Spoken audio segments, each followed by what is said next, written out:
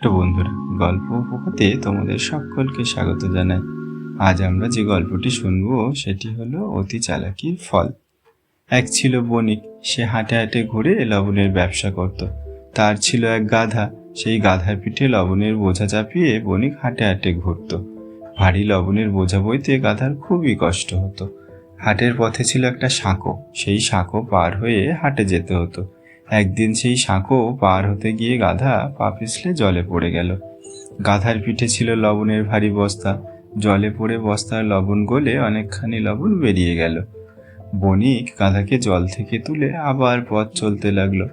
গাধা দেখলো তার পিঠের বোঝা অনেক হালকা লাগছে। গাধা ব্যাপারটা বুঝতে পারলো। কয়েকদিন পর আবার লবণের বস্তা নিয়ে বণিকের পেছন পেছন চলল সেই গাধা। পথে পড়ল সেই সাঁকো। গাধার পুরনো কথা মনে পড়ে গেল। সে এবার ইচ্ছা করেই সাঁকো থেকে জলে পড়ে গেল। ফলে অনেক লবণ জলে গলে বেরিয়ে গেল। ফলে বোঝা অনেক হালকা হয়ে গেল। বণিক ব্যাপারটা বুঝতে পারলো, কিন্তু গাধাকে বোঝায় কি করে? তাই সেও একটা ফোন দিয়ে আঁটলো। কয়েকদিন পরেই আবার বণিক চলল হাটে, গাধার পিঠে বোঝা চাপিয়ে। পথে পড়ল সেই সাঁকো। গাধা আগের মতো ইচ্ছা করে সাঁকো থেকে জলে পড়ে গেল। ফলে বস্তাগুলো জলে ভিজে গেল। গাধাকে জল থেকে তোলা হলো, কিন্তু সে আর হাঁটতে পারে না। অতি কষ্টে হেঁটে চলল। বোঝাগুলো হয়েছে দ্বিগুণ ভারী। আসলে বণিক গাধাকে শিক্ষা দেওয়ার জন্য বস্তায় নুনের বদলে তুলো ভরেছিল, আর সেই তুলো জলে ভিজে দ্বিগুণ ভারী হয়ে উঠেছিল।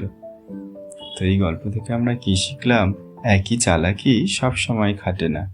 তো বন্ধুরা, আমাদের গল্প তোমাদের কেমন লাগছে অবশ্যই তা কমেন্ট করে জানিও, এবং তোমরা কে কোথা থেকে এই গল্প শুনছো সেটাও অবশ্যই কমেন্ট করে আমাদের জানিও, এবং সাবস্ক্রাইব করে আমাদের পাশে থেকো।